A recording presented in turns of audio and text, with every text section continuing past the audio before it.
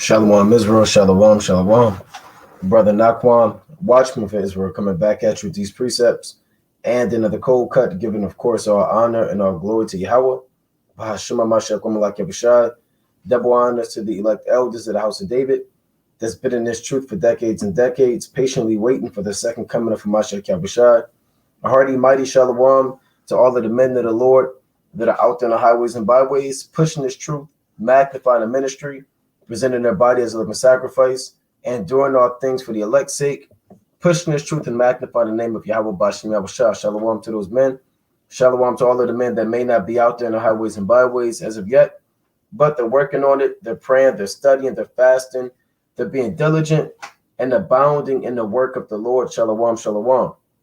Shalom to all of the Aquath out there, the sincere sisters out there, holding it down in the households, reverencing their husbands, being submissive, being diligent, and moving in the spirit of our righteous foremothers. Shalom, shalom.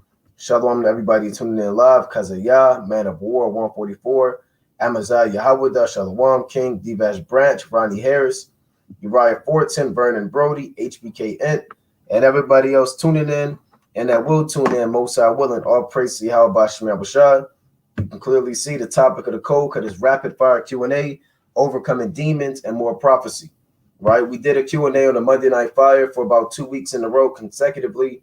We spent a lot of time on different questions, so I don't want to be too long-winded, but I do want to tackle, as many questions that are presented to us, or to myself rather, and I want to dive right into it.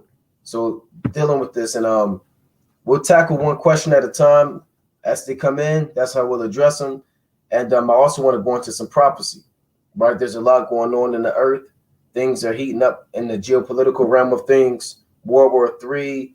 There's talks of poison gas being used. New types of pestilence coming out on the earth. Also overcoming demons. There are different demons that brothers are dealing with. Lust demons, demons of anger, demons of pride. So I want to go into these different spirits that we have to relinquish, in these last days, man. But dealing with these questions, like I said, this is a rapid fire Q&A. So these answers are going to be rapid, right? In due time, if we do another Q&A, it's like another edition, and it's not rapid fire, I'll have a lot more time to dive into it. But as of yet, this is the way we move into the spirit. First question, Matthew 10 and 28. If no hell, how can a soul be destroyed? Let's deal with it, right? Actually, I'm going to pull it up. Let's pull it up on the screen. Let's pull this thing up so everybody can look along. Right, so here's the first question. If there is no hell, how can a soul be destroyed? All right, so let's pull this precept. Now, when we read the Bible, we have to understand how the spirit world works, right? And we have to understand the power of Yahweh Bashim Yahushua. And if the Most High, well, let's read the precept first and foremost, right? Matthew chapter 10 and 28, for those that may not know. And fear not them which kill the body, but are not able to kill the soul, but rather fear him which is able to destroy both soul and body in hell.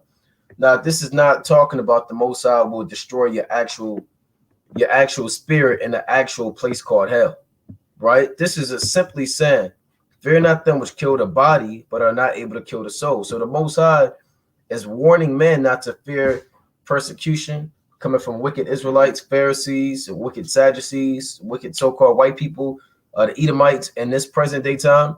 There they can kill the body, right? And they can shoot you, they can stab you, they can behead you, they can thrust you through, they can torture you, but they don't have dominion over your soul.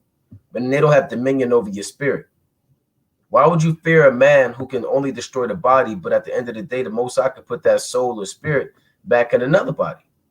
That's why the Most High said, but rather fear him, and who's the him? Yahweh himself, Bashim Yahushua, which is able to destroy both soul and body in hell. Meaning what? The Most High can destroy your body and he can destroy your soul, right? In hell, meaning what? The Most High has ability and complete dominion to have dominion over your flesh and over your spirit. And he can put you in the grave. That's all it's saying. The Lord is showing the power of the Most High, right? It's showing that he has power over the flesh and the spirit and man don't have power over the flesh and the spirit. Even Pontius Pilate, and it's not speaking, and we can go all throughout the Bible, and I'll get about maybe 5 precepts dealing with this word hell, right? This is where brothers get tripped up in this word hell. They lose focus on what the Most High is saying. Not saying that that's the brother who asked the question, right? But people tend to lose, because we've heard the question before, right? And that's why I'm approaching it the way I am. A lot of people lose focus when they see this word hell and forget the primary focus of the Most High saying what? That I am able to judge the spirit and I am able to destroy your body. I have dominion over both. Trust in me, fear me. Don't worry about mortal man, right? Now, when you go to, I want to get this precept in the book of John, the 18th chapter, right? Let's go to John chapter 18. And I want to get a statement that Pontius Pilate said in a rebuke from a Mashiach Yahushua, right? To add to that, this is John chapter 18. And let's see. I want to get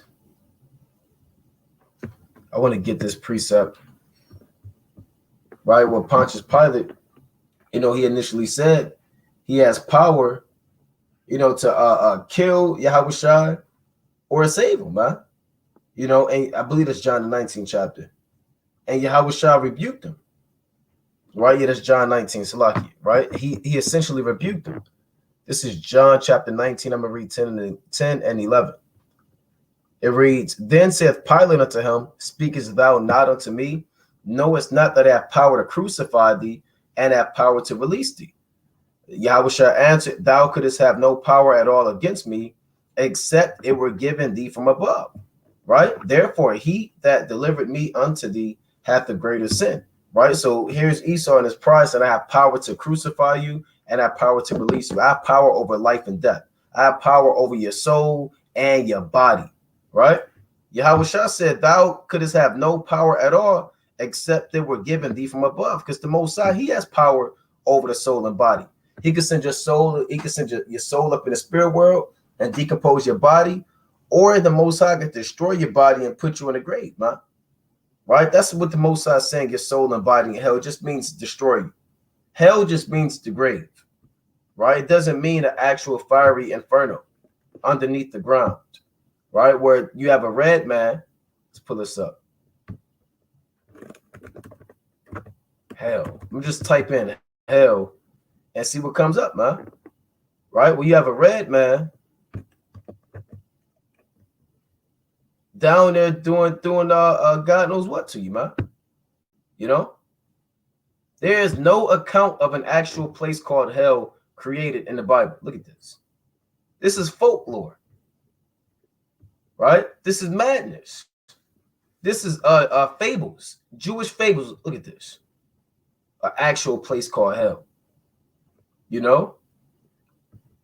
When you read the word hell, it goes back to the Hebrew word shawa'ah, or Sheol, they'll say, which means the grave or the pit. Right? Look at this. There's no actual place underneath the ground like this, man. That's not in the creation. It's not in Genesis. It's nowhere throughout the Bible. Right? And we'll have to do another breakdown on hell, but I want to get this in Matthew 10. I want to go into that word in the Greek. Right? Let's go into this word. And also, let's go to the book of Revelation, the 6th chapter. I'm going to get 2 precepts in Revelation. So it just essentially said the Most High has authority over the life and the spirit. All right. Now this is hell, right? In the Greek, it reads, let's play this, Gehenna. See if this plays. Strong's G 1067. Gehenna. Gehenna. Right? Hell is the place of the future punishment called Gehenna or Gehenna of fire. This was originally the valley of Hinnom, south of Jerusalem, where the filth and dead bodies, it's like your dead animals of the city, were cast out and burned. Check this out. Even the so-called white men and the scholars know a fit symbol of the wicked and their future destruction. You see that? This is a fit symbol of the wicked and the future destruction, right? I believe southeast of Jerusalem, right? You see the valley of Hinnom, and it would be an everlasting fire. The fire would always be going, just like the fire of the altar. That fire out there in the valley will always be burning because men were always burning waste, right? Men were always burning dead animals. They were always burning filth, and it was constant burning. And then process of time, it became a symbol for the wicked and their future destruction as a place of punishment. The so-called white man during the Roman Catholic Church, he capitalized off of that tradition and saying, and used it as fear tactics to say, if you don't pay the church, or if you don't allow me to molest your boy or do God knows what with your wife, you'll be going to that place called hell. There's no actual place called hell. It's just based off of a place south of Jerusalem called the Valley of Hinnom. Right now, to show you that biblically, when you go to the book of Revelation, the 6th chapter, this is Revelation chapter 6 and verse 8. And I looked, and behold, a pale horse, and its name that sat on him was Death, and hell followed with him. And power was given unto the fourth part of the earth to kill with sword, and with hunger, and with death, and with the beasts of the earth. So if hell is an actual place, how do you have death riding around a horse and hell following with them? Right? Is hell riding upon a horse too? Hold on, death. I can't keep up with you. And he smacks the horse. Come on, faster, faster. And then the hell was beating up. And then death pops a turn on the horse, like the damn track. And then hell says, hold on, I'm right on you. No, and hell has a little jockey, like those guys that run in the Kentucky Derby, man. And his name is hell. And there's an announcer saying, okay, death is in first place. Hell follows up behind him. No, man. There's no actual place called hell. It just means men are going to die and their grave is going to follow them. Meaning men go from one point of death and then you'll be buried in the ground, or your body will be cast out as dung. One more precept, right? Revelation chapter 20. Like I said, this is rapid fire, right? So I don't want to do a completely in-depth hell breakdown, which we have done in time past, right? But I do want to just be brief and also be succinct, be straight to the point, right? This is the book of Revelation chapter 20 and verse 12. And I saw the dead, small and great, stand before the Most High, and the books were opened, and another book was opened, which is the book of life. And the dead were judged out of those things which were written in the books according to their works, right? This is what scholars call the judgment day, right? And the sea gave up the dead which were in it, and death and hell delivered up the dead which were in them. Hold on now.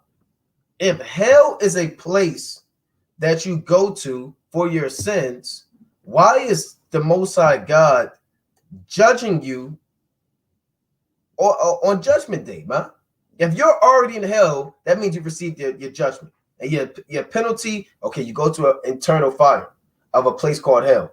Well, that would contradict the scripture, because the Most High said that hell is going to deliver up the dead. You mean to tell me there's parole? Like you may do a crime, and you locked up, you're doing 20 years, and then you get out on parole, and then you go see the judge. If people believe in hell, that means that's what they believe. They believe that there's a hell parole. That means these men are in hell for a crime that they committed, and then they can leave hell. Satan extinguishes the fire and says, all right, you got 10 minutes, right? And you go up before the Most High, you kind of plead your cause again. Look, I didn't mean to be there. It's hot down there. Please don't let me go back. That's not what it's talking about, man. Right? The hell that delivered up the dead is the grave. That's all it's talking about. Bodies are going to come out of the graves at the resurrection of the unjust and be judged according to their works. Right? Let me get that in Acts 24.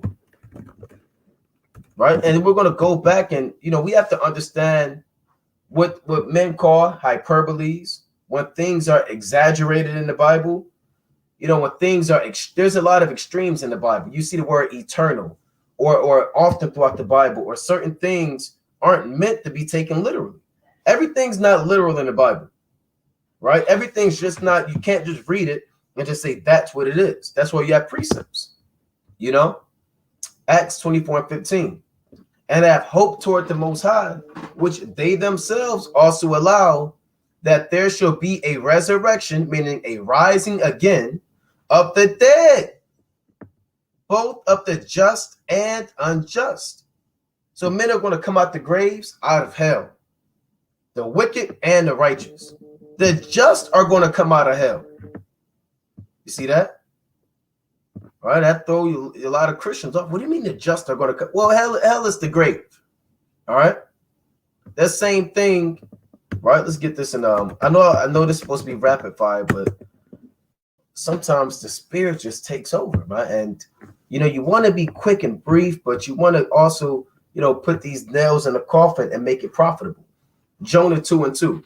And I said, I cried by reason of mine affliction unto the Lord, and he heard me out the belly of hell, cried I, and thou heardest my voice. So hell is a condition, right? Hell could be the grave. It can also be a condition, a lower state. Because what's more low than the ground and the earth and the depths of the soil? Nothing. So when you're in the lower state and you're feeling low, when people say I'm feeling down, what does that mean? Does that mean they're literally down on the ground?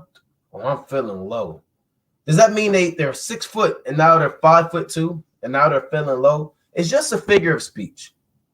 It's not meant to be taken. There are literal things in the Bible and there are things that's not literal. The belly of hell is what? Just a lower state.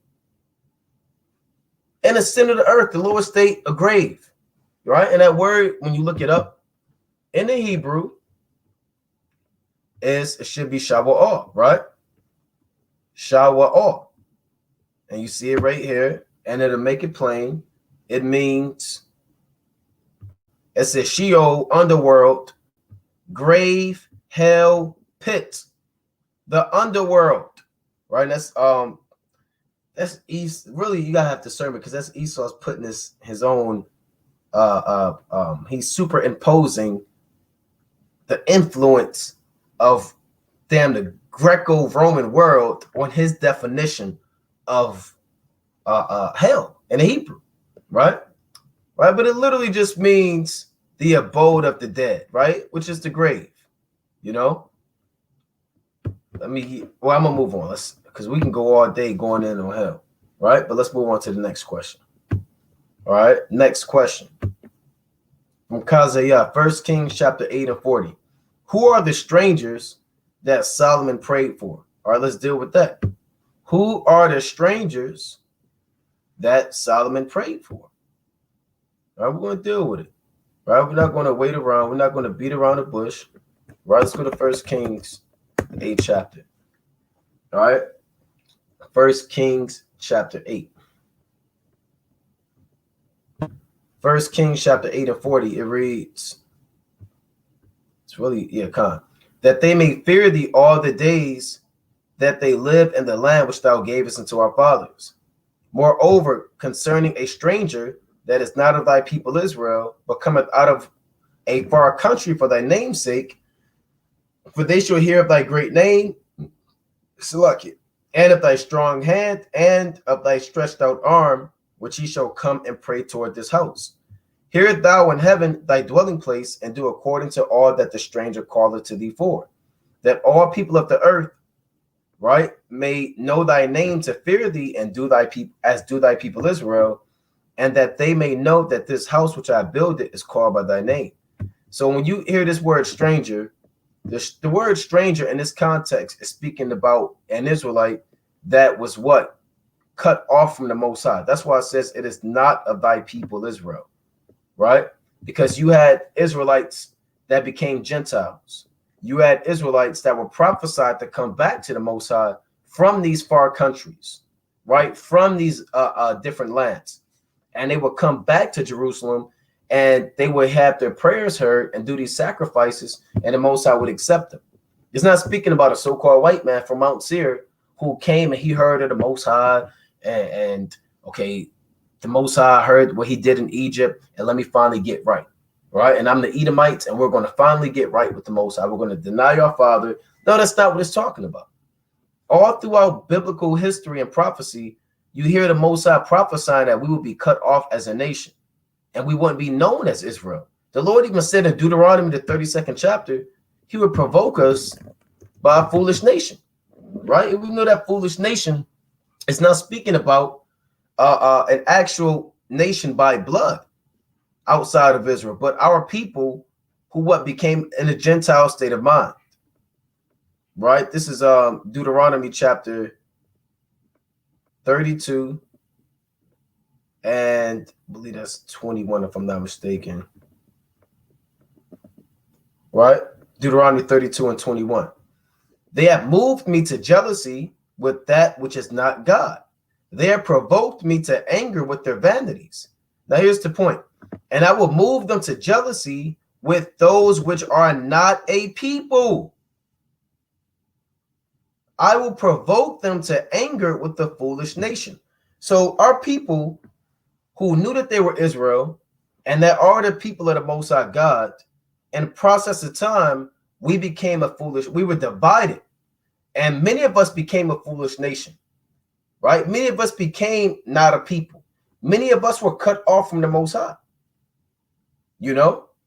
And when the Lord sent the apostles to reconcile those same men back to the covenant, the Israelites who were not cut off, guess what? They were provoked and they became jealous, right? And you can see that all throughout the Bible, right? Let me get let's go to Romans, the 10th chapter. Right? And let's explain that. Let's make it plain upon tables, most High willing, that he may run that readeth it. Now, this is Romans 10 and 1. To get the context. Brethren, my heart's desire and prayer to the Most High for Israel is that they might be saved. So this is about the Israelites. Nothing more, nothing less. For I bear them record that they have a zeal of the Most High, but not according to knowledge. For they, being ignorant of the Most High's righteousness and going about to establish their own righteousness, have not submitted themselves unto the righteousness of the Most High. And that's what Jake do. You don't want to keep the commandments. You don't want to stop eating pork. You don't want to stop eating shrimp, crab, and lobster. You have crab demons on you. You don't want to keep the Sabbath. You don't want to submit to the Most High's righteousness. You want to do your own righteousness. You want to go to prayer service at 9 a.m. on Sunday. You want to give all your money to your pastor. You know, you want to have a soup kitchen and feed people pork in the basement and think you're doing a great deed. That's you trying to do your own righteousness. And you're not submit to the righteousness of the Most High. There's only one form of righteousness, and it's the Most High's way, right? Now, when you jump down, we know that this is speaking about Israel and their lack of knowledge of the Most High, right? But what? This is Romans chapter 10. Well, I mean, this could be a whole breakdown within itself. Right, but I'm gonna just get straight to the point. Romans 10 and 17. So then faith cometh by hearing, and hearing by the word of the Most High. But I say, have they not heard? Yes, verily, their sound went into all the earth, and their words into the ends of the world. So this gospel was preached to the ends of the world. But I say, did Israel not know? So here's the context. Israel. First, Moses said, I will provoke you to jealousy by them that are no people, and by a foolish nation will I anger you. But Esaias, which is Isaiah, is very bold, said, I was found of them that sought me not. I was manifest unto them that asked not after me. You may say, well, that's speaking about the other nations. Well, we're going to find out when we get to the 11th chapter. But to Israel, he said, all day long have I stretched forth my hands to a disobedient and gainsaying people. Right? And those are the Israelites who knew that they were Israel, also called the circumcision. So let's read on. Romans 11 and 1. I say then, hath God cast away his people? God forbid. So the same people that are the foolish nation, the same people that are the outcast, the same people that are looked at as a no people are now being the topic of discussion in Romans chapter 11. You may have thought that the Lord forsook those people or forsook Israel. The Lord has never forsaken all of Israel, right? There was always prophesied that these strangers would be grafted in and come back into the Most High, right? Romans chapter 11 and 11. I say then, have they stumbled that they should fall? Who's the they? The Israel who went off, right? These are the Jews who did not follow the Most High, who didn't believe in Yahushua. Did they stumble that they should fall? God forbid, but rather through their fall, salvation is coming to the Gentiles for to provoke them to jealousy. See, the Most High said all the way in Deuteronomy chapter 32, he will provoke us to it with a foolish nation. That foolish nation are the Gentiles. Let's look up this word Gentiles. We know that those are Hellenized Jews, right? Israelites. Now it says ethnos, but I want to go into that word Greek too, right? Ethnos. Let's see what we got. A multitude, right, of men or beasts living together. Right, here's the definition I want, right? A multitude of individuals of the same nature or genus, right? A tribe, a nation, a people group. What people have the same bloodline, right? Because if this is speaking about the Gentiles, the Edomites and the Hamites, they have a different bloodline. They have a different genome or genus. The Japhites and the Egyptians, they have a different genus. Those Gentiles can't be talking about everybody. What people that you read about have the same bloodline, right? The Israelites, man. We're that people that's classified as a tribe of the same nature and same genus, man. So we're those Gentiles that provoke the Jews to jealousy. So when you go back to Romans chapter 11, right? Let's go back to Romans chapter 11 and let's deal with it, right? This is Romans chapter 11 and 11. I say, then have they stumbled that they should fall? God forbid, but rather through their fall, salvation is coming to the Gentiles, which are Israelites who live like the other nations, for to provoke them to jealousy, right? So it was prophesied that Israel would be grafted in out of their Gentile state of mind. All right, let me jump down. Verse 12. Now, if the fall of them be the riches of the world, right? Who's the fall? The fall are the Jews. You had men that didn't believe in Yahushua.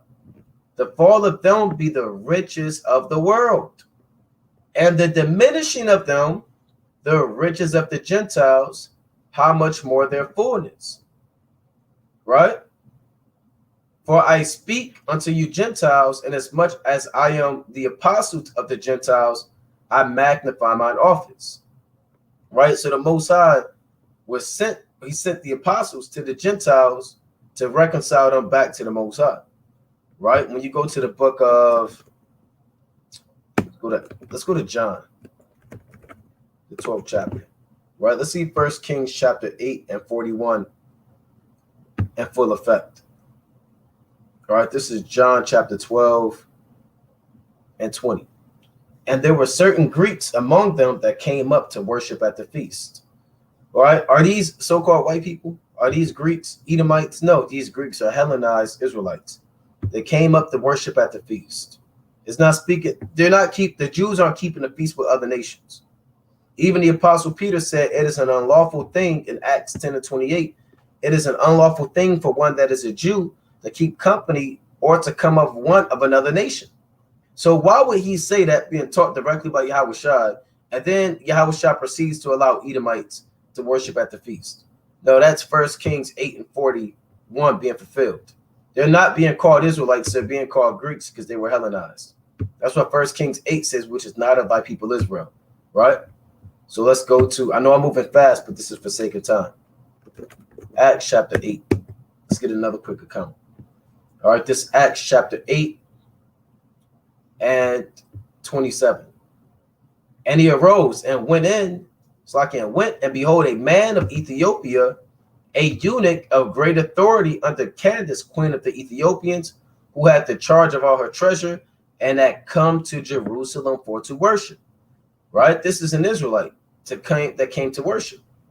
In the law, in Deuteronomy chapter 16 and 16, it says 3 times a year shall all thy males come before the Lord, and shall not appear before him empty. The feast of the feast of unleavened bread, the feast of weeks, and the feast of tabernacles. He's coming to worship, keeping that commandment. The same man in John the 12th chapter, that Greek, he came to worship. So you have men called Ethiopians, you have men called Greeks. One more precept, even in Acts, the 2nd chapter, you had Israelites called strangers of Rome, Elamites, right? Acts chapter 2 and verse 9. I'm going to read 5 and jump down. And there were dwelling at Jerusalem Jews, devout men out of every nation under heaven.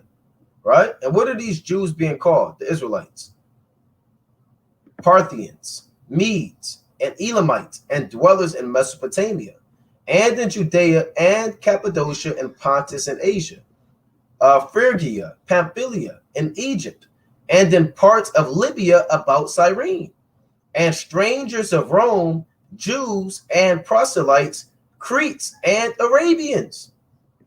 You had Israelites called Arabians. We do hear them speak in our tongue the wonderful works of the Most High. And that's 1 Kings 8:41 being fulfilled. All right. So I'm going to have to do another in-depth breakdown of Romans 11, but that's that. All right. Next question. From Man of War 144. Shalom Naquam. I've been playing football and I can't find time to fast because of it. What should I do? Right. Well, let's bring this precept out. Right. You've been playing football.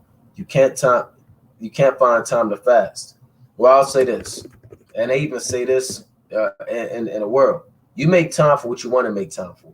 Right. You make time for what you want to make time for. You have made the conscious decision, brother. This is just me being straight up authentic and very transparent with you. You have made the decision to make time for football and not make time for fast. That's the price you're paying. You have chosen football over fasting. It's not a matter if you don't have time for fast. You do have time for fast, but you have given your time to football, right? This is I'm gonna get this verse in Matthew chapter 6, right? Matthew chapter 6:24.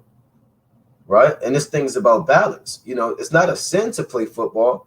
Right. But if you're finding it, if you want to fast and you want to be in the spirit and football is hindering you from these things, now it's time to start examining yourself and making these tough decisions. Right. St. Matthew chapter 6:24. It reads, no man can serve two masters, for either he will hate the one and love the other, or else he will hold to the one and despise the other. They cannot serve the Most High and Mammon. So you only have one master. Your one master is Yahweh Shai, right? And you're under the subjection of your master. Whatever your master has told you to do, you got to do it, man. Right? This is John chapter 13:13. Yea, this is Yahweh Shai speaking. Yea, call me master and Lord, and yea, say, well, for so I am. If I then, your Lord and master, have washed your feet, ye also ought to wash one another's feet. So who's our master? Yahweh Shai. You can't have Yahweh Shai. Okay, I serve Yahweh Shai, but also serve my coach.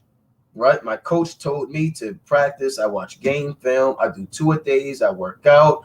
I'm watching, highlight tapes. I'm working on my craft. I'm route running. I'm doing defensive back drills. I'm doing God knows what. Either you're going to serve your coach, right?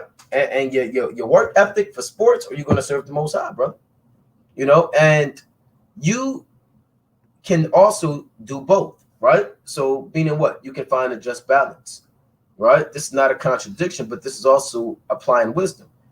If you play football 3 days a week, all right, maybe one of the days you'll fast. I don't know your schedule, right? You know your schedule, right? I'm sure you don't play football 7 days a week. And if you do, now you know why you don't have time to fast, right? If you're playing football twice a week, then you'll fast once, then you play football again. When I was in high school, man, we had I went to school in Southwest Detroit, and it was we had an Ishmaelite. Believe it or not, that was a quarterback. This is years ago, right? Years ago, and during 2-a-days, right? We would play football, and he did Ramadan, right? Them Arabs, they do Ramadan. It's not really a full-fledged fast, but they did Ramadan. So he was still playing while he was fasting. And he was doing that for his false god. I'm not telling you to do that, but I'm showing you that you have to make these decisions, man. You're not going to be able to play football and fast like these heathen and just freaking off, man. Right? You have to make this decision, either two decisions. Either you completely eradicate and get rid of football, or you have to find this balance, right? Let's go to the book of Leviticus, chapter 19. And it's hard when you play football because you have to constantly build muscle. You're constantly working out. It's really a nonstop thing. And you give your all to football if you want to succeed. And fasting, you're breaking your muscle down, and It's not really conducive to a full-fledged athlete, depending on how you want to do things. So you have to make these decisions, King. Right? This Leviticus chapter 19 and 35. Ye should do no unrighteousness in judgment and meet yard in weight or in measure. Everything has to have a righteous judgment. If you're measuring something, it has to be fair and equal. If you're weighing something, same spirit. If you're measuring something, same thing. Just balances, just weights, a just ephah and the just hin shall ye have. I am Yahweh, Blasphemy, your God, which brought you out of the land of Egypt. So you have to have a just balance, right? If you have decided to play football, there's 7 days in a week, 3.5 days you're playing football, 3.5 days, well, a day or you're fasting. I'll put it like that, right? So it's not a matter, again, brother, if you don't have time to fast, as you have made the decision not to fast and made the decision to play football. All right. So you gotta kind of, now you gotta look inside yourself, King, and see what's important, right? And see what's important. Is it really worth it to play football? Are you selling your soul to the football gods, right? Your coach, your player, your jersey number 5. Are you giving it all to jersey number 5 and scouts, right? Or are you giving it all to the Most High? And the Lord said you're supposed to love the Lord thy God with all thy heart and with all thy soul and with all thy mind. Not a half a mind or a half ass. You serve the Most High with all your heart, all your mind, and all your soul. That's the first commandment, right? That's St. Mark 12 and 29 on down. All right, moving on. Okay, from Gabriel Israel, Shalom. How many is a legion of demons in Mark 5? Right, let's deal with it. I want to just get to this straight to the point. How many is a legion of demons? For brothers that may not know, right, the legion, what account that is, right? So this is St. Mark chapter 5 and verse 1. It reads, I'll pull it up on the screen, right? I'm not going to switch up in the middle of, right, the live. Let's just stick right to what we were doing. Let's go to Mark the 5th chapter. All right, this St. Mark chapter 5 and verse 1. It reads, and they came over unto the other side of the sea, into the county, it's like a country of the Gadarenes. And when he was come out of the ship, immediately there met him out of the tombs a man with an unclean spirit. And you know he's unclean. He's hanging amongst the tombs, dead bodies. There's really nothing more unclean than a dead body of a man who had his dwelling among the tombs, and no man could bind him, no, not with chains, because he had them demons on him, huh? Because that often he had been, it's like because that he had been often bound with fetters and chains, and the chains had been plucked asunder by him, and the fetters broken in pieces, neither could any man tame him. And always, night and day, he was in the mountains and in the tombs, crying and cutting himself with stones. And he got demons on him. You see a man crying with no clothes on, cutting himself, howling at the moon with super strength, and you stay away from that guy, man. But when he saw Yahushua far off, he ran and worshipped him and cried with a loud voice and said, what have I to do with thee, Yahushua, thou son of the Most High God? I adjure thee by the Most High that thou torment me not. For he said unto him, come out of the man, thou unclean spirit. And he asked him, what is thy name? And he said, my name is Legion, for we are many. So a legion is part of the Roman army. It's a facet of the Roman army that has anywhere between 6,000, right? 6,000, I believe, to 7,200 soldiers, right? And they had different legionnaires and men. Right, so a Roman legion, okay, 5,200. Let's see, hold on. The Roman legion was the largest military unit of the Roman army, composed of 5,200 infantry, 3,000 equites in the period of the Roman Republic, and 5,600 infantry and 200 auxilia in the period of the Roman Empire. So they're looking at around roughly 5,000 to 6,000 demons. Right? Anywhere between 5,000 to 6,000 demons on them, huh? Right? That's how much a Roman legion was. All right, anywhere between 5,000 to 6,000 demons. And you can see some of the demons he had on him, right? He had depression demons. He was cutting himself. He had proud demons on him, right? Speaking with a loud voice, shaking a hand, plucking asunder, right? He had unclean spirits on him. He was just, it could have been a homosexual, right? It could have been a thief, could have been a backbiter, right? Lust. He could have had all types of spirits on him, huh? Effeminate, you know, a damn wrath, malice, hatred, variance. There's no telling how many spirits this man had on, right? Well, it tells you anywhere between 5,000 to 6,000 demons, man. You know. Next precept, Kazaya. Right. 2 Samuel 24:1. Why would the Most High move David to commit evil if James 1:13 says otherwise? Well, that's why we have to read Samuel and read Chronicles, right? We want to read these accounts. So let's read 2 Samuel and read that. Right? So the Most High moved David, but the Most High used the spiritual demon Satan, right? 2 Samuel 24:1. Right? Let me pull it up on the screen again. Salakia. All right.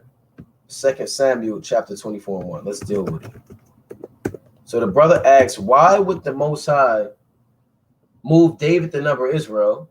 Right? When James, the first chapter, says he will not. Because we know James, it says the Most High cannot be tempted with evil, neither tempted he any man. But every man is tempted when he is drawn away of his own lust and enticed. Right? Paraphrasing. 2 Samuel 24:1.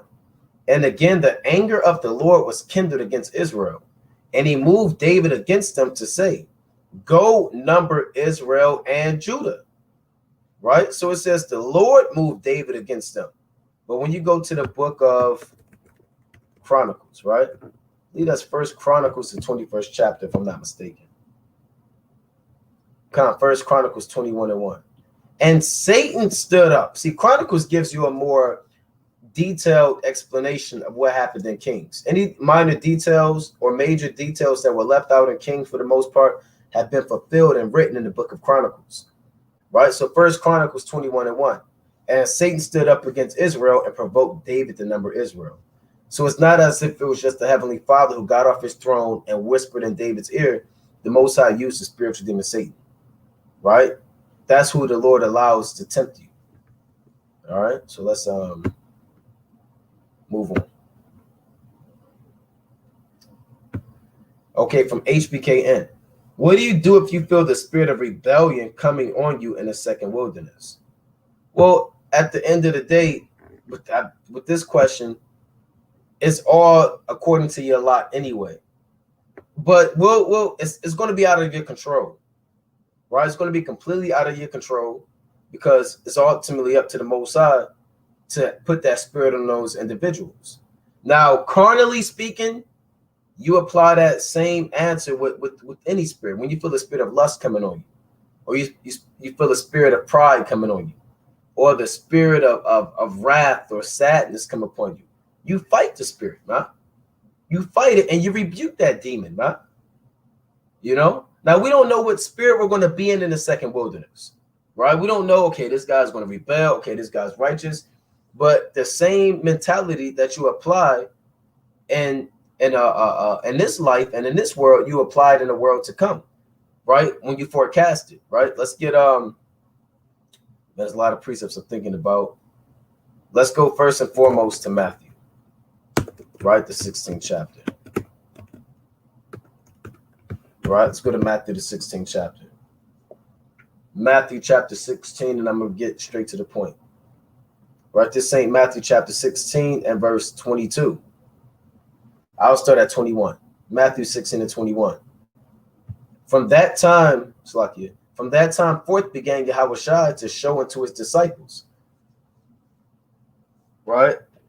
Salakia, to show unto his disciples how that he must go into Jerusalem and suffer many things of the elders and chief priests and scribes, and be killed and raised again the third day.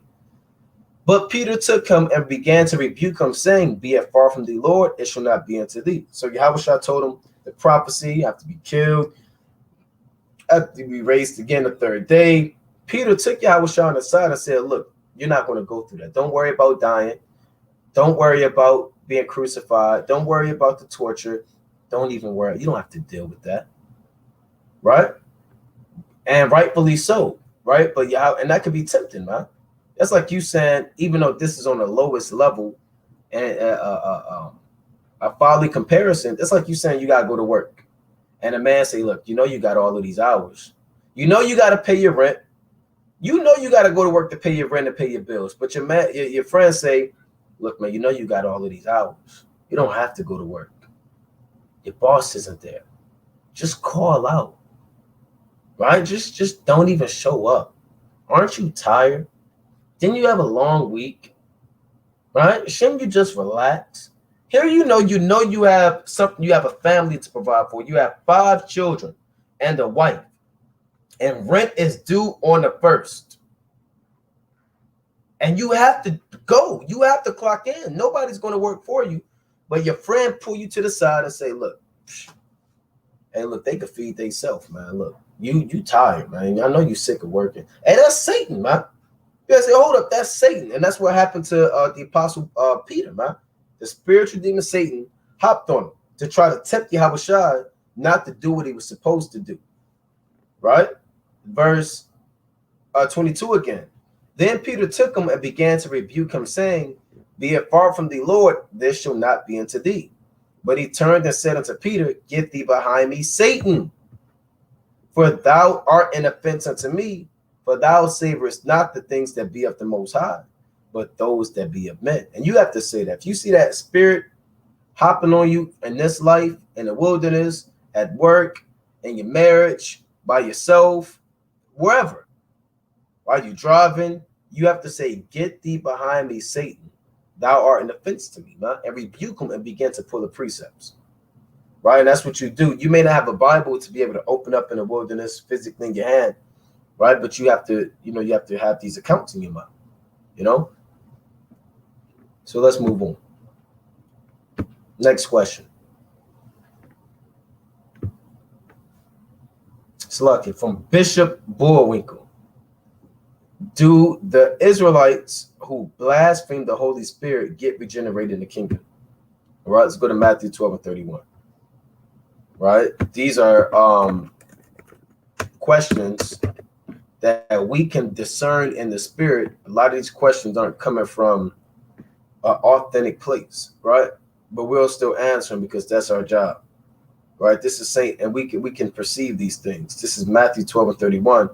Wherefore I say unto you, all manner of sin and blasphemy shall be forgiven unto men, but blasphemy against the Holy Ghost shall not be forgiven unto men. And whosoever speaketh the word against the Son of Man, it shall be forgiven him. But whosoever speaketh against the Holy Spirit, it shall not be forgiven him, neither in this world, neither in the world to come. So that's plain, right? That's plain upon tables. Now, in a kingdom, you're going to have the regenerated of the wicked who have died in their particular sins that are going to have to come back on the earth as our children, right? Let's get that in, let's go to Isaiah, the 22nd chapter, right? Let's go to Isaiah chapter 22. And 14.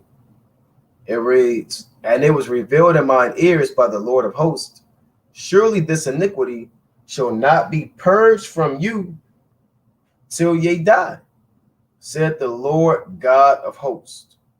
Right? So once you die, that sin is purged, right? And you come back on the earth in a new vessel. So let's move on. Right? Let's move on to the next question. Is it possible for a man to conquer lust? If so, how? All right, let's deal with it. Let's go to the book of Romans, the 7th chapter. Right? Let's go to the book of Romans, the 7th chapter. Is it possible for a man to conquer lust? I want to get this first and foremost. This is Romans chapter 7 and verse 21. I find then a law that when I would do good, evil is present with me. So when you want to do right, you want to keep the commandments, you don't want to go off, you want to pray, as many times as you set your heart to, you want to fast in that same spirit, you don't want to go off and freak off. But the Lord says, even when you would do good, evil is present with me. So evil can't escape you. Evil is in our members, right? The Lord said in Genesis, the 8th chapter, right? Let's get this precept. The Lord said, the spirit that dwelleth in us lusteth to envy, right? And this is Genesis chapter 8 and verse, it's like I want, bear with me, 21, Slaki, that's what I want. Genesis chapter 8 and 21. And the Lord smelled a sweet savor. And the Lord said in his heart, I will not again curse the ground anymore for man's sake. For the imagination of man's heart is evil from his youth.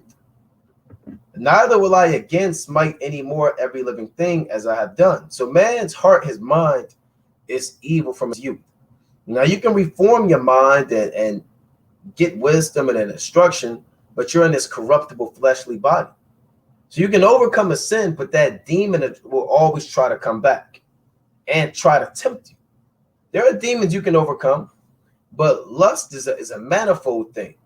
And lust is not always sexual, right? Lust is not just pornography. Lust is just not sex with lewd women. Lust is not just masturbation. You can lust after power. You can lust. You watch the movie Juice, man. He was lusting. You watch Juice. Damn, what's his name? Was that Bishop? He was lusting, man. After violence and bloodshed, people lust after money. People lust after weed. People lust after anything, man. All right, people lust after for jobs, for a lot of. So lust is a manifold spirit, right? Let's go to the book of James, and lust ultimately goes back to covetousness, which is idolatry. All right, let's go to James, the 4th chapter.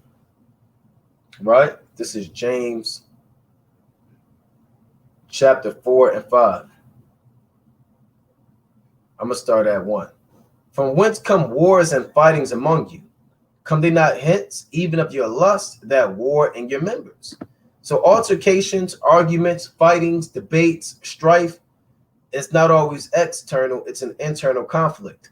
And bred in your DNA, for lack of better terms, in your members is an element called lust, which activates and drives ever so often that leads to fights. That's why you have these fightings, man, and road rage and arguments with your woman all the time and altercations, because that element of lust has been activated in your system, right? It's embedded in you. Just like you have a heart, you have lungs, you have a kidney, you have a liver, you have bones, then you have lust, right? Ye lust and have not, ye kill and desire to have, and cannot obtain, ye fight and war, yet ye have not, because ye ask not. Ye ask not and receive not, because some people ask for things. They may ask for a wife or a job, but they may not get it because they're not sincere, right? And they're asking for the wrong reasons. People ask for a woman just so they could overpower her. Ask for a job just so they don't have to work on the Sabbath. Ye ask and receive not, because ye ask amiss, that ye may consume it upon your lust. Ye adulterers and adulteresses, know ye not that the friendship of the world is enmity with God? Whosoever therefore will be a friend of the world is the enemy of the Most High. Here's the point I want. Do ye think that the scripture saith in vain, the spirit that dwelleth in us lusteth to envy? So we have spirits embedded within us that drive us to go off, right? No man wants to go off. You don't, or a righteous man, I'll put it like that. A righteous man with integrity, he doesn't want to go off. He doesn't want to break the Sabbath. He doesn't want to look at women in a lewd behavior. right? He doesn't want to smoke or do it. He just does it because he loves the Most High, right? He fears the Most High. His spirit does, but his flesh don't give a damn. You think your flesh gives a damn that you fear the Lord? Do you think your flesh gives a damn that you want to keep the Sabbath? Now, your flesh want to do what it wants to do, man. Your flesh is embedded and surrounded and strapped and attached to lust, man. You know, that's Galatians. Let me get that real quick. Galatians, the 5th chapter. Right? The Lord said, and this also kind of ties into overcoming demons, man. Right? Galatians chapter 5 and 17. For the flesh lusteth against the spirit. See that? And the spirit against the flesh. And these are contrary the one to the other, so that ye cannot do the things that ye would. So they're polar opposites, like oil and water. You understand? White and black, dark and light, short and tall, fat and skinny. Right? You get the point. The spirit and the flesh are complete opposites. The spirit wants to serve the Most High. The flesh wants to serve the spiritual demon Satan at the end of the day. And you have to fight and fight and fight. You can overcome lust and different components, but it's going to try to come back in. And that's why when we go back to the book of James, you'll see the beautiful thing in the book of James, right? James chapter 4 and 6, right? Yes, you have the spirit that lusteth to envy, but what did the Most High say? But he giveth more grace, right? And that's the beautiful thing about it, because the Most High knows us. The Most High, because if we didn't have grace, we would be going off to this day. Because we sin every day. I sin, you sin, right? That's 1 John, the 1st chapter, right? You've seen that today. You probably went off today. You probably thought a wicked thought, probably did this, probably said out of words. You probably did. Everybody goes off. But the beautiful thing about this truth is that the Most High giveth more grace. He knows through the Spirit that these members are going to lead us to destruction. So the Most High has a safety net called grace, where you can receive mercy if you believe and repent for that transgression and walk uprightly in the land of the living, right? So the Lord gives you grace. If you can overcome these demons and every demon under the sun, you won't need Yahushua. You won't need a spiritual body. You won't need immortality. You won't need the laws in your inward parts. You won't need these things. But we need grace because we know that these lusts and these spirits, yeah, we can overcome them temporarily. And with our mind, we serve the Lord, but these demons are going to come back. And we bank on repentance and grace, man. Well, let me read this again. But he giveth more grace, wherefore he said, the Most High resisteth the proud, but giveth grace unto the humble. Right? So let's move on. Right, next question. Right? From Kingdom Minded 144K. Why porn? Right? Why is porn a strong demon to overcome? Right? Why is porn a strong demon to overcome? Right? Let's deal with it, man. Right? Let's deal with it. And this society, you know, the Lord said, boy, man, let me get this precept. This is the book of Revelation, the 17th chapter. Right? Porn is one of the strongest demons that we know our people deal with, man. You know, you would think, and that shows you how this society is corrupt, right? It's completely accessible. Any age has access to it. It's open 24/7. It's not a secret to anybody. Everybody can get to it, right? And it's not like this truth. This truth isn't for everybody. It's powerful. It's precious. It's a secret, right? And that's what gives us its glory. Right? It's secrecy and power, right? And you have to find it and dig it out, and that's be given to you. Anybody can just get on a nasty, freaky site and get porn. And it's done like that on purpose, man.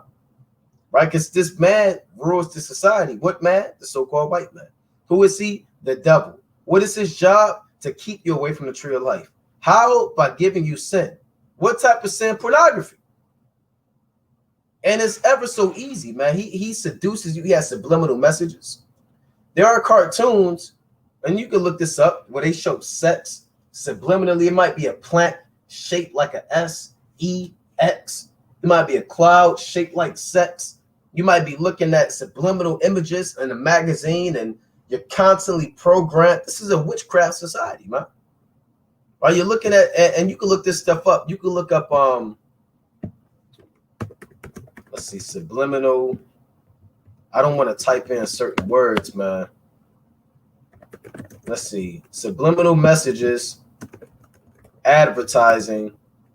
I don't want to type in sex, right? But let me see what comes up, because I don't know what's going to pop up. Right?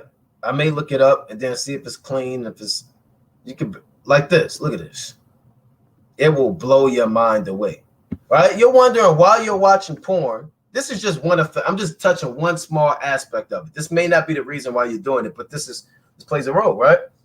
You're sitting up there, you're damn eating the damn hoagie from Burger King, man. Right? And you're looking at this advertisement. It says it will blow you away. Now, to a mortal man, carnal man, he's looking at this. Okay, at 6:25. All right, let me make sure I got enough change in the car. I'm late. I'm getting off of work. I just need a quick bite. Right? Let me just get this 6:25. But then it's planning in mind, because you're looking at this image. And I'm not going to break down what this is going into. I'm not going to say what does it mean. It'll blow you away. And look, if you don't get it, then you just don't get it. And good that you don't get it. Right? You know, but if you get it, you get it. You know, it'll blow you away. So now it's 11 p.m. You can't sleep. You get up and you're just having these thoughts of God knows what. And you're trying to, why am I thinking about this? Why do I want to freak off? Why am I trying to open my laptop and type in God knows what, man? Or go on my phone? Because you're being programmed and conditioned, man. Through advertisements, through damn the media. You have people throwing spells on you, curses on you. You know? See what else we got. Let's see. Right, they got the, look at this. What else we got? They got the $sign and the KFC. I'm trying to find the lewd ones. There's old lewd ones. Look at this. Look at this. Feel the curves. Feel the curves. And they have on the ice. I'm not going to show that image on the right side. You can look it up on your own. But there's a particular image in the ice cube, man. There's an image. I'm not going to zoom in and show you what the image is. You can look it up on your own. You can type in Coca-Cola, because they'll take the whole channel down. Right? They'll take the whole channel down. But there's an action going on this ice cube that's similar to the first image we showed you. Right? Now here you are thinking, oh, I'm Coke. I'm thirsty. Right? I just need something to drink. I need to wet my whistle. Right? You paid them $1 for the Coke back in the day, whatever it was, 50 cents. Give it to the guy. He give you the Coke, and now you go home and these spirits are on you. So it's hard because everything's against you, King. You know, and the Lord said that you're dealing with the mistress of witchcrafts. You're dealing with a society rooted in witchcraft to put these spells on you and condition you on the left-hand side to freak off so easy. And that's why you have to keep watch over your spirit, man. Right? And make sure you're not putting the wrong things into your vessel. Whether that's from the media, whether that's from co-workers, friends. You want to keep a safeguard over your temple, because people are spirits are trying to infiltrate it, man. Right? Nahum chapter 3 and 4. Because of the multitude, and this is just one component. There are many aspects on why it's hard, but I just want to touch on this because it's often overlooked. Right? Nahum 3 and 4. Because of the multitude of the whoredoms of the well-favored harlot, the mistress of witchcrafts, that selleth nations through her whoredoms, and families through her witchcraft. So America is the well-favored harlot. Every country wants to deal with America on a religious or political level, right? They want imports, exports. They want to get down and be in bed with America, with this whore. But this whore sells nations, and that chief nation is Israel through her witchcrafts, man. You know, and that plays a major role. Another thing why it's so hard for our people is because our people don't have any discipline, you know, and certain demons can be relieved through fasting, prayer, consistency, and discipline. Right? Our people don't know that there are keys to get rid of these demons. And one of my favorite accounts is in the book of Mark, right? The book of Mark, the 9th chapter. I know plenty of brothers, man, that dealt with that demon, man, and they've overcame that, you know? So it's not impossible. The general aspect of lust, you understand, goes deep, but pornography, you can overcome that. And you won't even desire it anymore, man. Right? This is St. Mark 9:25, right? And it's hard again because our people don't know the tools, right? You were given tools and weapons to break down buildings and break down strongholds, right? But we don't know the key to get into the toolbox, or neither do we know what weapon or tool to use to break things down. That's why it's hard, man, right? And we don't even know what this building is meant to be broken down, if you understand, right? St. Mark 9:25. When Yahushua saw that the people came running together, he rebuked the foul spirit, saying unto him, thou dumb and deaf spirit, I charge thee, come out of him and enter no more into him. And the spirit cried and rent him sore and came out of him, and he was as one dead, and so much that many said he is dead. So this demon has such a stronghold. When the demon left, part of this man's life force, for lack of better terms, left with him. But Yahushua took him by the hand and took him by the hand and lifted him up, and he arose. And when he was coming to the house, his disciples asked him privately, why could not we cast him out? Right? They said, why could not we cast him out? So we tried to get rid of this demon. We couldn't get rid of it. Why? And he said unto them, this kind can come forth by nothing but by prayer and fasting. So a great way to get rid of these demons you think are impossible to get rid of is prayer and fasting. You may say, well, I prayed, I fasted. Well, how often have you prayed, brother? How often have you fasted? You know, you can say, well, people speak about these things all the time. People that want to, put muscle on, right? They want to gain weight and build muscle. And, they are working out and they don't get any results. And the guy says, well, are you lifting weights? Are you taking your protein shakes? Are you eating this? And he say, yeah, I'm lifting weights. Yeah, I lift weights once a month. Why am I not getting stronger? It's not a matter of you not lifting weights, because you are lifting weights. You're not doing it consistently. You're not doing it as often as you need. Maybe you should be lifting weights 3 times a week.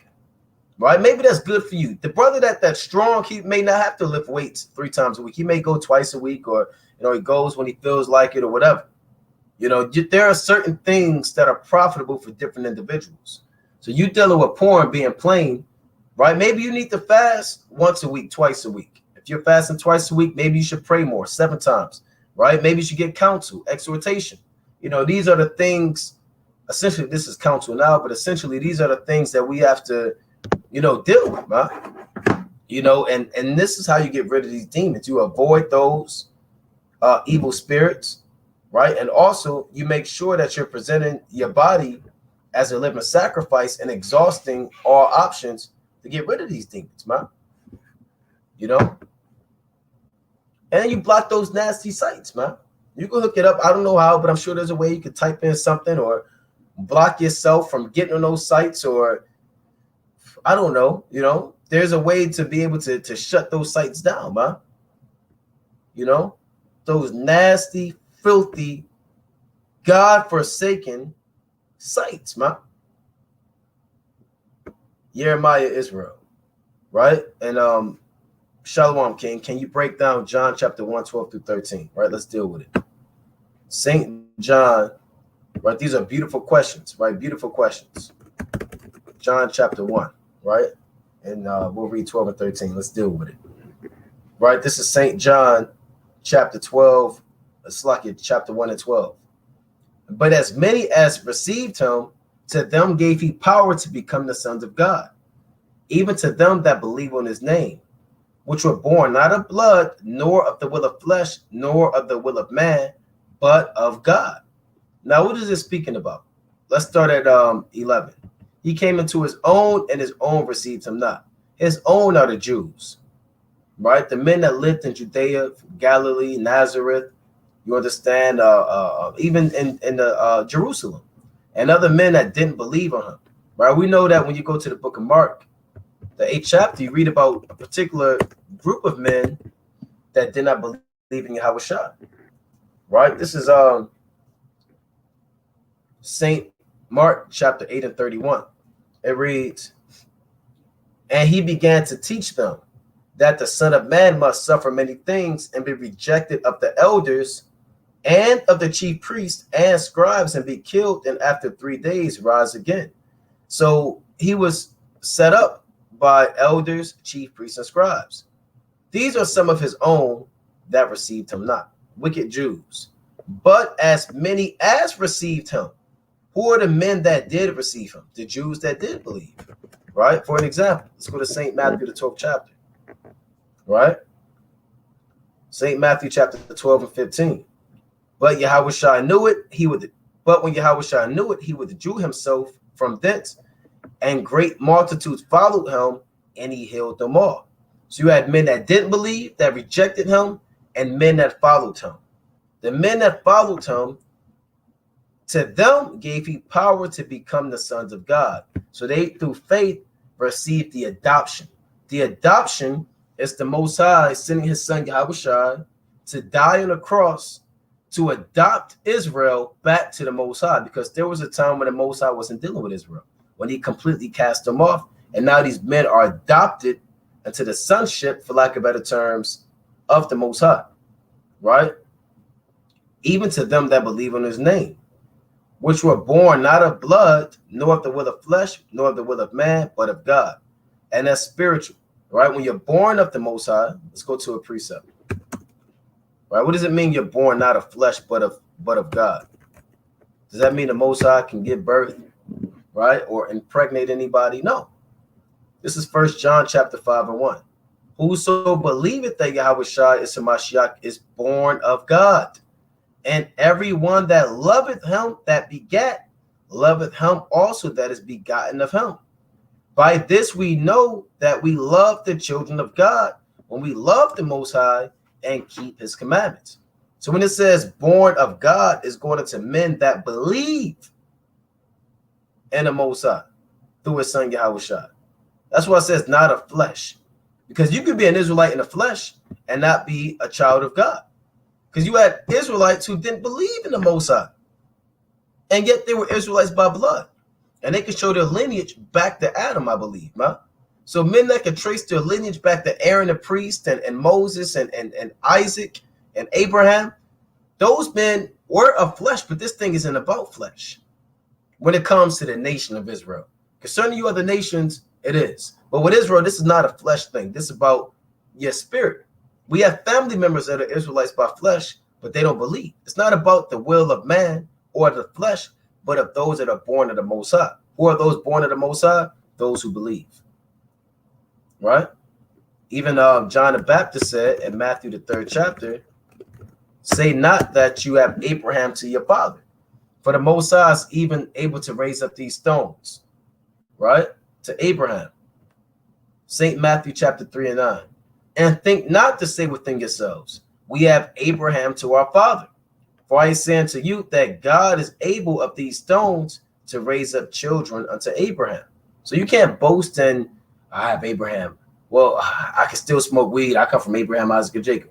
Right? Well, I don't have to keep the Sabbath. I come from Abraham, Isaac, and Jacob. The Lord is not dealing with that spirit, man. Right? It's not about you coming from Abraham, Isaac, and Jacob. It's about you coming from Abraham, Isaac, and Jacob and believing in Yahweh B'Shem Yahushua through faith, right? And keeping the commandments. That's how that thing goes down. All right. But with that, I'm going to have to close up. Giving, of course, our honor and our glory to Yahweh B'Shem Yahushua. This is a rapid fire Q&A. Most High willing, I can do another rapid fire Q&A tomorrow, which I will do, Lord willing. I'll do another rapid fire Q&A, and I may do another one after that, another live, Lord willing, right? Rather it's late like this or rather it's early.